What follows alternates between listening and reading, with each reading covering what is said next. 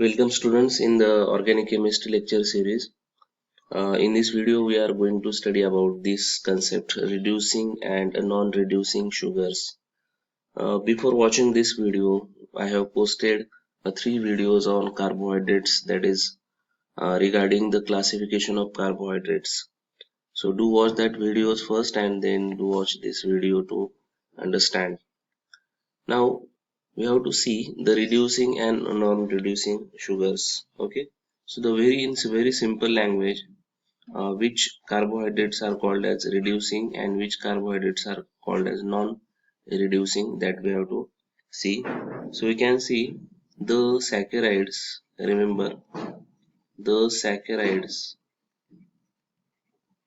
This saccharide is the term used for carbohydrates. So the saccharides which reduces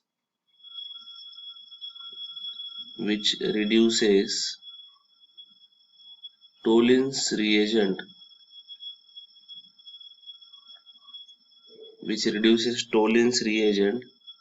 and also a filling solution, we can say filling solution, or we can say reagent, without being hydrolyzed are known as reducing sugars, are known as reducing sugars. So what are reducing sugars? The sugars or the saccharides which reduces these two reagent, Tollin's reagent and Filling's reagent, are called as reducing sugar. And the saccharides which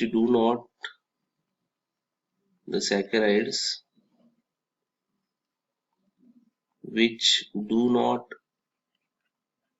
reduce this Tollin's reagent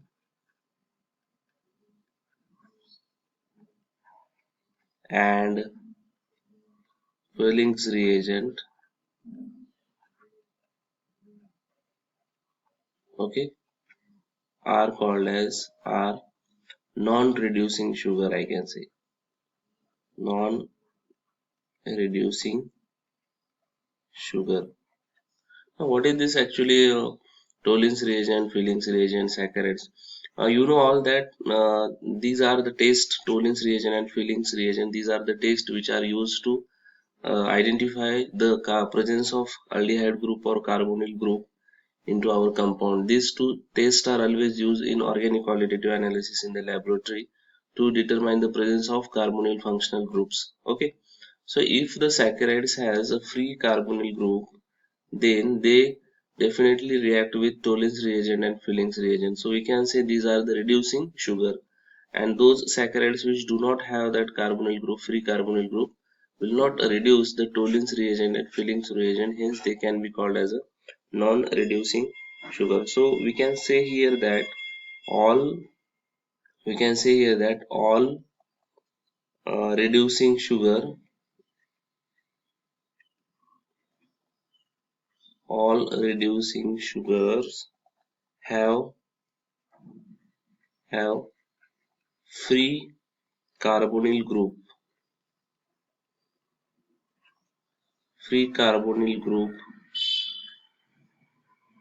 at C1 position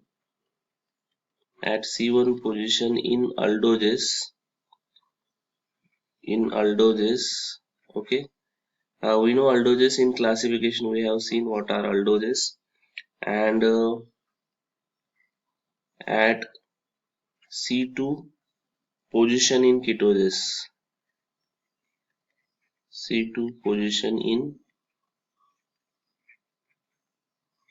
ketosis. Now I will draw here the structure of aldoges and ketosis in general. So I can write here, see, H C double bond O C OH C, and so on. This is an aldoges, and if we see the ketosis, then you will find the structure of ketosis like this: C double bond O COH H. Okay, and again the structure can be continued further. Okay, so these are the two things which I have to explain. See, this can be called as aldoses. Aldoses. This can be called as a ketosis. Now you will find here that this is the C1 position. This, so here is a free carbonyl group present, and this is the C2 position. Here also free carbonyl group is present. So all reducing sugars have free carbonyl group at C1 position. In aldoses you will find here this is C1 position, and at C2 position in ketosis. Now this free carbonyl group easily reacts with this Tollens reagent and Fillings reagent.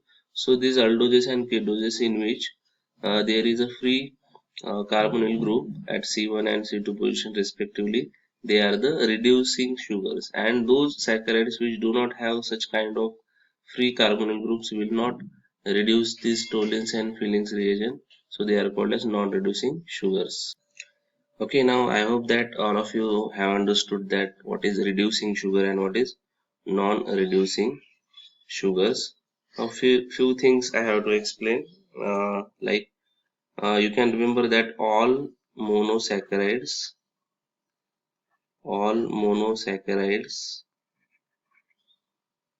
are reducing sugars. Remember, this is very important sentence. All monosaccharides are reducing sugars. Okay, why? Because in monosaccharides you will find that the C1 position is free in aldoses and C2 position is also free in ketoses in all monosaccharides. So all monosaccharides are reducing sugar. Remember, this is very important. The disaccharides, in case of disaccharides, the disaccharides in which one of the monosaccharide can have a free carbonyl group are reducing sugar. We know disaccharides are made of two monosaccharides, and the monosaccharide which is having free carbonyl group will be reducing sugar. For example, if we consider maltose and lactose, these are the reducing sugars. Maltose and lactose, remember. Again, you know, sucrose is non-reducing because in sucrose both the monosaccharides do not have the free carbonyl, so it is non-reducing. So in multiple choice question or in filling the blanks type question, such kind of questions are asked that all monosaccharide sugars are reducing sugar. Remember, in disaccharides, maltose and lactose are reducing, and sucrose is non-reducing. So this is all about the reducing sugar and non-reducing sugar. Now we'll see further concept. Okay. Now next point we have to see is D and L notation for the carbohydrates. You will find that in many carbohydrates structures you will find that D and L notation is being used. So what is that D and L notation used for, that we have to see. So it is very simple to remember. In one line I can say, so actually this D and L notations are used in Fischer projections. These D and L notations are used in Fischer projection of carbohydrates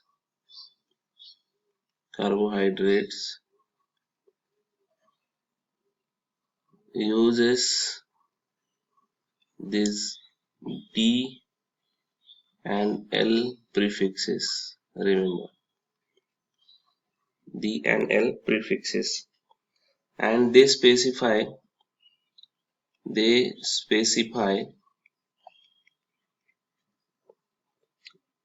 the configuration at the they specify the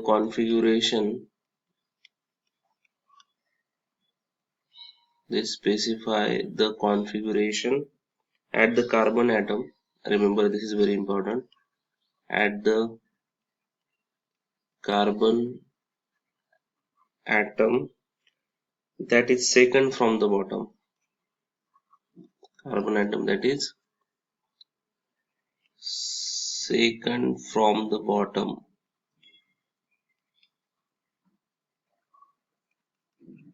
Okay, what does it mean? We'll see. If we draw the Fisher projection of carbohydrates, now I will take one example. I will take the glucose, example of glucose. Okay, now see, I will draw the structure of glucose. Say this is the structure of glucose.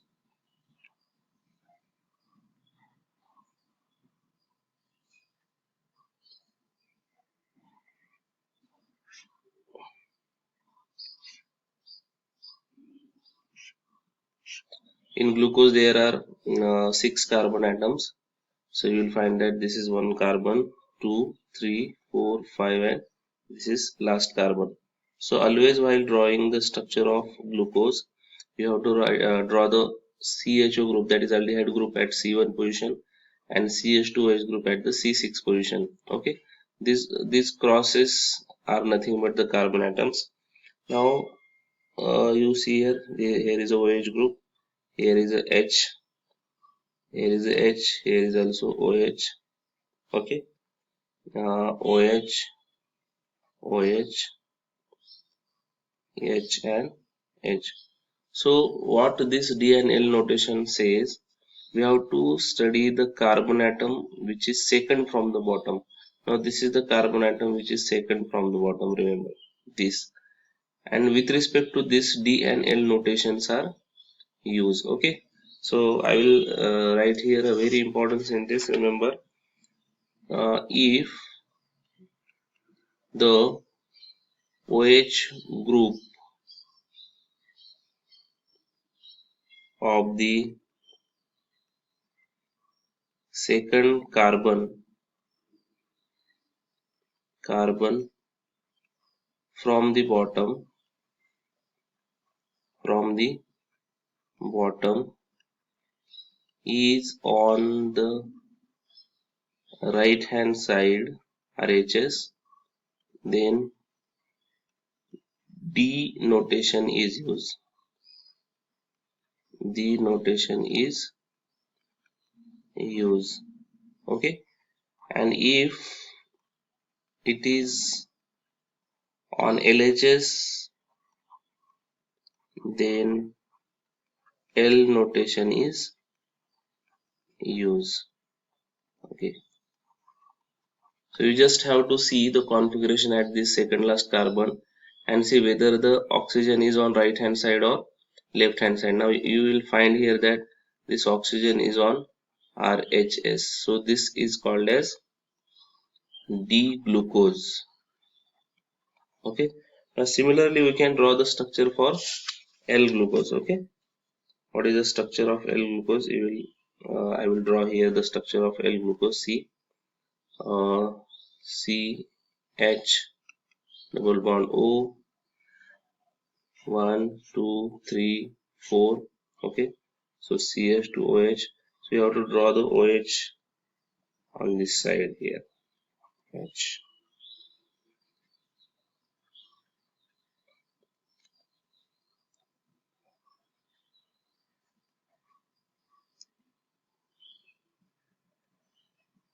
Okay, now you see here that OH group is on the LHS. So this is called as L glucose.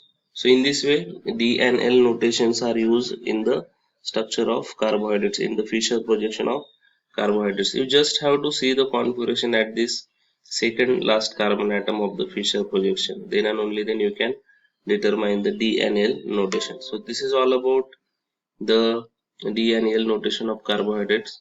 So in summary, in this topic we have seen about reducing and non-reducing sugars, reducing and non-reducing sugars, and also we have seen the concept D and L notations for carbohydrates. Okay, so this is all about for today's video lecture.